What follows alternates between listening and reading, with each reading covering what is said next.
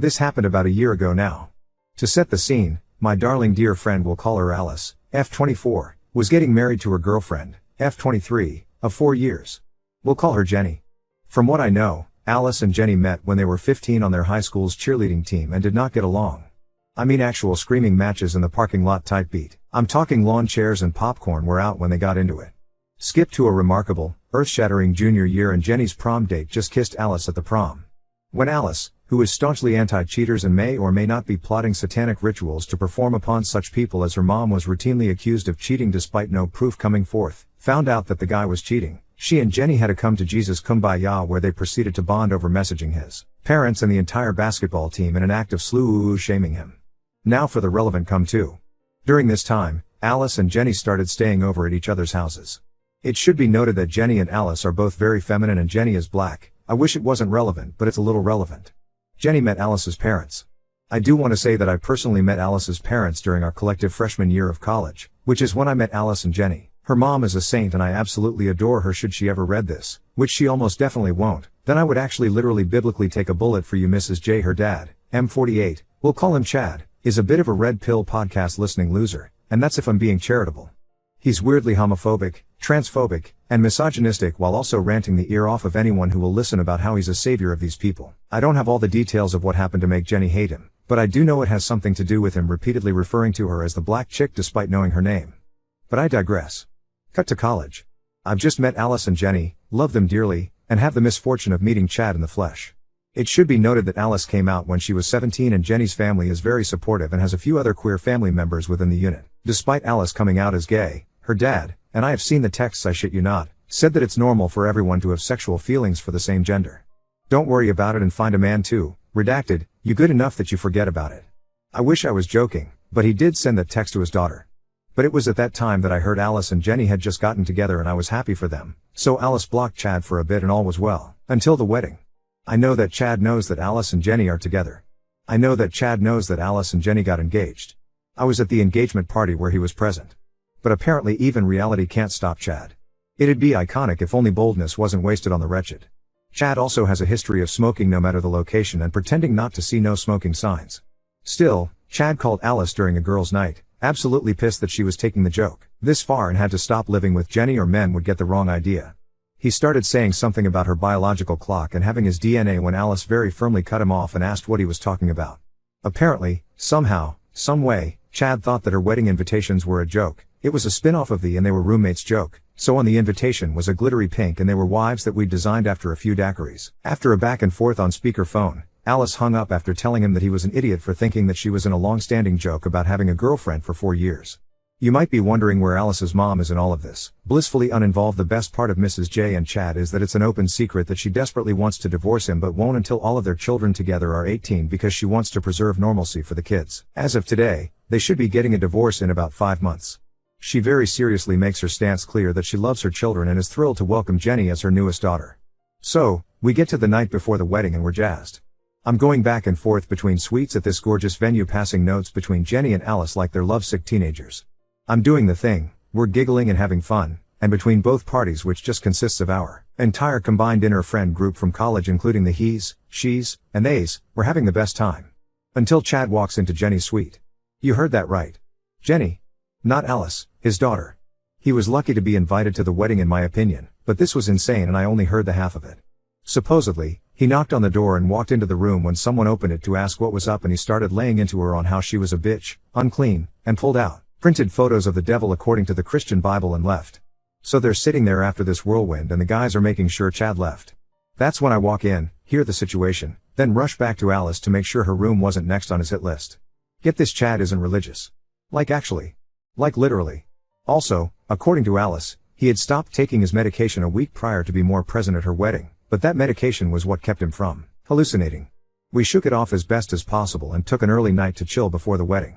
But then we get to the wedding, the ceremony? Gorgeous. Cocktail hour? Stunning. Their first dance? Sobbing. We went around giving speeches celebrating them when it gets to be Chad's turn to give a speech. Get this, no one can find him for about 10 minutes. The party in particular is mad suspicious of this, but then Mrs. J sighed with the force of a woman who's been mentally divorced for a decade, got up from her chair, walked over to one of the beautiful wide floor-to-ceiling windows on every wall, then shines her phone flashlight out into the darkness where part of the party was going to take place. The lights were going to be turned on when they walked out after the dinner. And there Chad was. In all his lack of glory, in his suit, trying to wiggle dry sticks together Boy Scout style to set a fire to the lawn. Remember how I said he was a prolific smoker? Yep. He most certainly had a lighter in his pocket, but in the moment he had resorted to pulling sticks in a hallucinatory daze. Now, I know you're probably wanting to write his behavior off on his medication. Don't. This man has been drunk texting his children for years about them being/not being biologically worthy. He has been abusing his wife for years. He is damn lucky anyone is still willing to talk to him after he has threatened to unalive several people over the years, including his daughters and son. He is not a good person. His hallucinations started 3 or so years ago. He has stated that he prefers being angry and bitter because that means he is smarter. Anger equals intelligence in this man's eyes. He waited no more than 13 hours after his wife's father died to tell everyone how much he always hated him. Her grief was less important than his feelings. He has no room for love in his heart, even on his daughter's wedding day. If you couldn't tell, he didn't succeed in setting fire to their venue and was ushered home for a nap. He also didn't succeed in ruining their wedding day. I have a few more Chad stories from my personal beef with him and a little more on why none of his children talk to him if you'd like to hear them. I'm considered a close family friend of 6 years now, which is why I know a lot of this. We're keeping this anon so we should be good at it. I wanted to clarify a few things I didn't add. 1. When Chad was outside wiggling sticks together, he was doing so on one of the tables outside where the rest of the reception was going to take place with more dancing. Since this was an autumn wedding, there were enough dried leaves that he grabbed a handful and put them on the table. He wasn't exactly yelling when he was driven home, but he was talking about how the whole thing should burn, then demanded Mrs. J bring him a slice of wedding cake. To my knowledge, she did not. 2. Chad was given a speech at the wedding because he promised to let Alice and Jenny proofread it beforehand. Mrs. J was going to proofread it originally, but Chad accused her of trying to tamper with it, so she walked away. Chad was allowed at the wedding at all because he wasn't even the one walking her down the aisle. Alice and Jenny had their moms do that.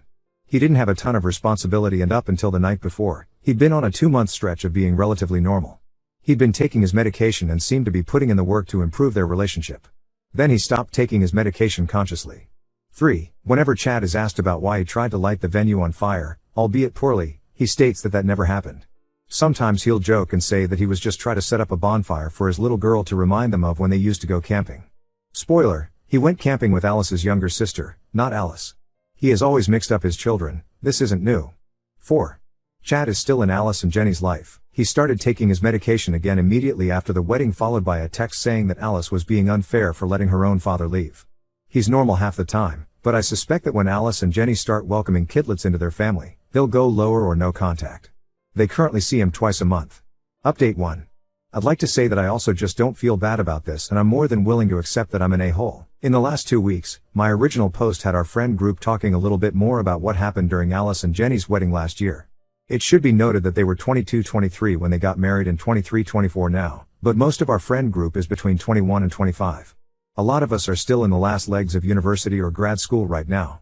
I am not from the States.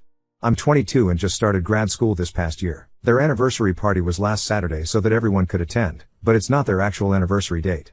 Both Alice and Jenny have pretty well-paying jobs for being relatively fresh out of university, but it's not super surprising since they had fantastic internships in college and got hired through these companies.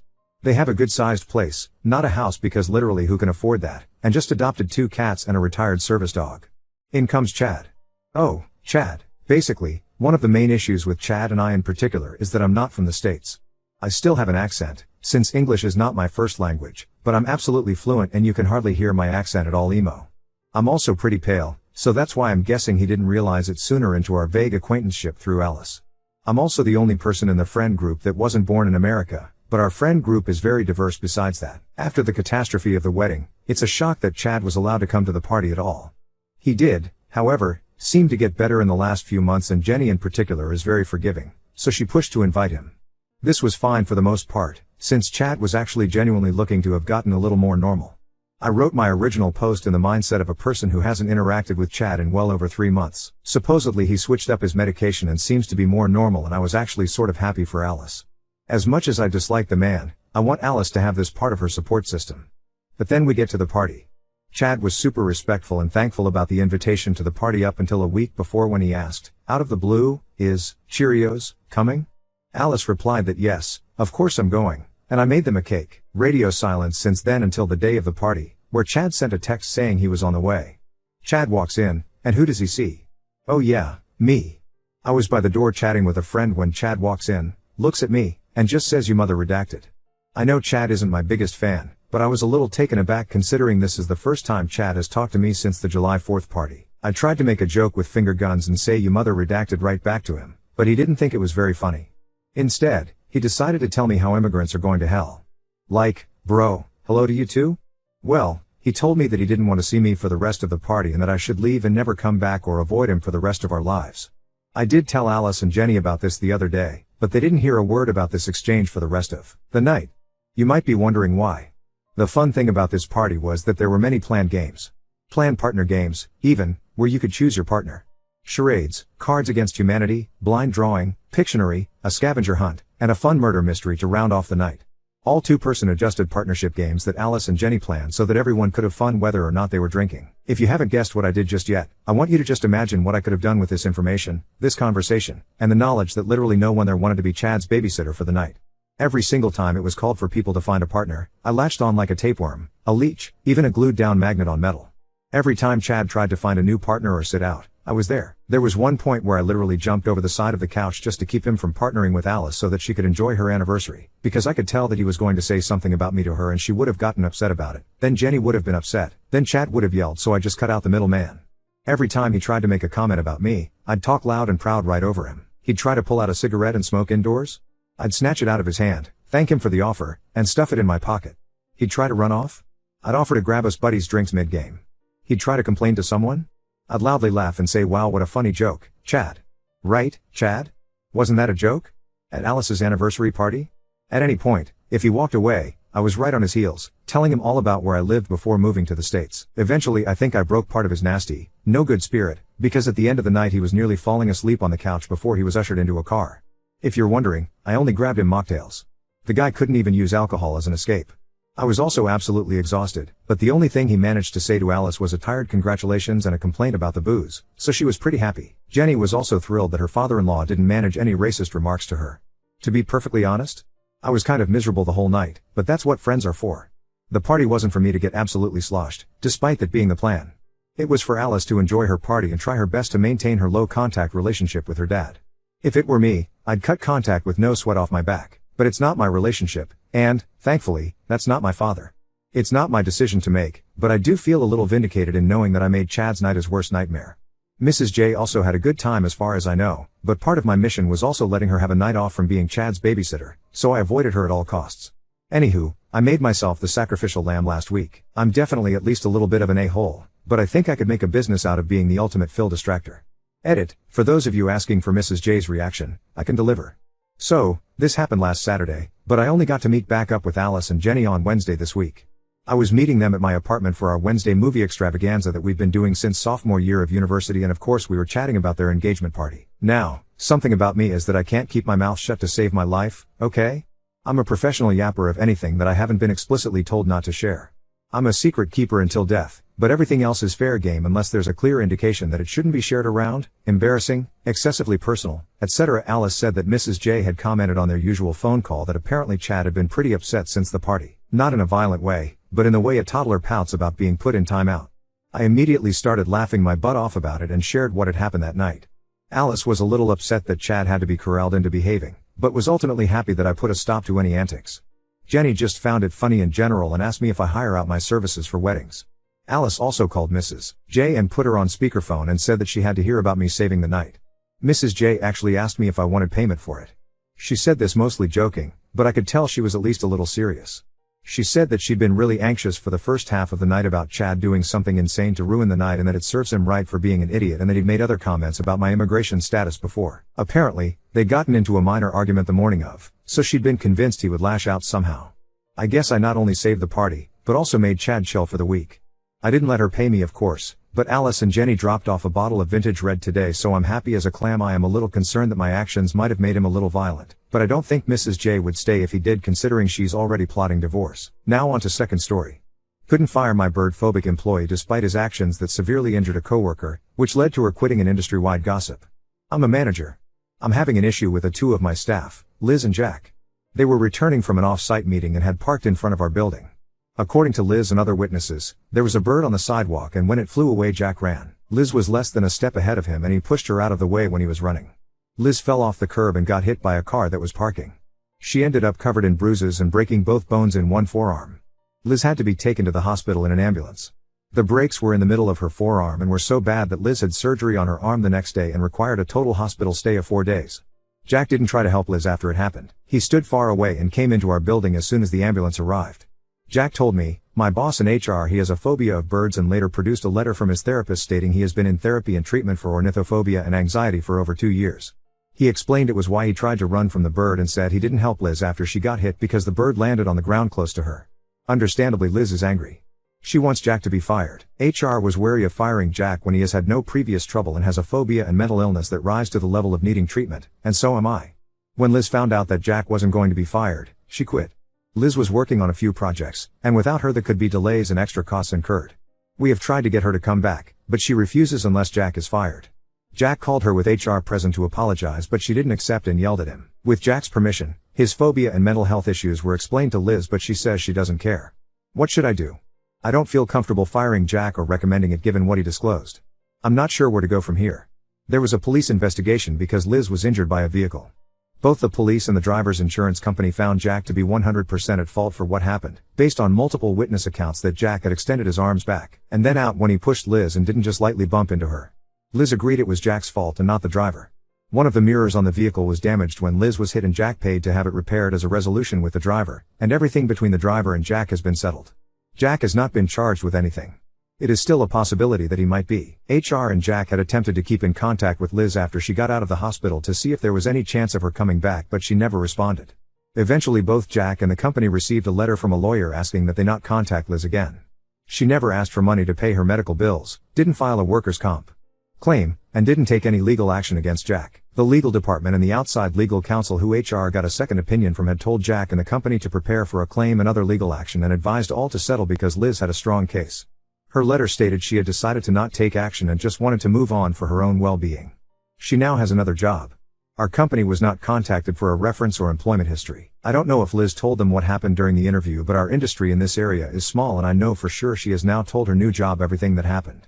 After what happened, Jack told me he decided to take a break from therapy and look at his options. I was surprised and he volunteered that information without me asking. But since I am in a management position over him, I didn't think it was appropriate for me to comment or tell him that. His work is still excellent and he has had no disciplinary or work-related issues. Liz is still at her new job and has not attempted contact, legal or financial comp with Jack or the company we work for, either herself or through a lawyer or anyone else. Word about what happened and the aftermath has gotten around the industry a little. I have been asked about it by a few people I know from other places. I just tell them I have nothing to say and they stop asking. Jack is still working here. He has not re-entered therapy or isn't undergoing any kind of treatment. Thank you again for your assistance here. Happy holidays to you and your loved ones. Good afternoon. Thanks for printing my update, Allison. I am the op. Allison can verify that my name is the same as on the emails I sent her. I appreciate the input from Allison and everyone. I tried to keep my letter short and to the point, but I'm posting once to clarify some things that I see being discussed. Liz did not demand that Jack be fired. She quit, and when HR wanted to know what it would take for her to come back, she said firing Jack. This was right after her surgery before she was discharged. HR declined, so Liz said she would not return. She only told HR she wanted him fired because they asked first. I had no input or say in the company or Jack calling Liz at home. There was no checking in or asking how she was. They did want to convince her to come back and that was it. At no point did the company offer Liz financial assistance. According to her lawyer, she is on a 5-year payment plan with a hospital and rehab center for her bills. Jack is taking a break from therapy, meaning he is not seeing a therapist and has no plans to see any professional in the future. As I said in my letter, I did not feel it was appropriate for me to lecture him on his choice. I am sure Jack is embarrassed and mortified. The only apology he made was when HR asked him to call. A letter of apology was included to the driver as part of the settlement. That's all I have to say. Thank you.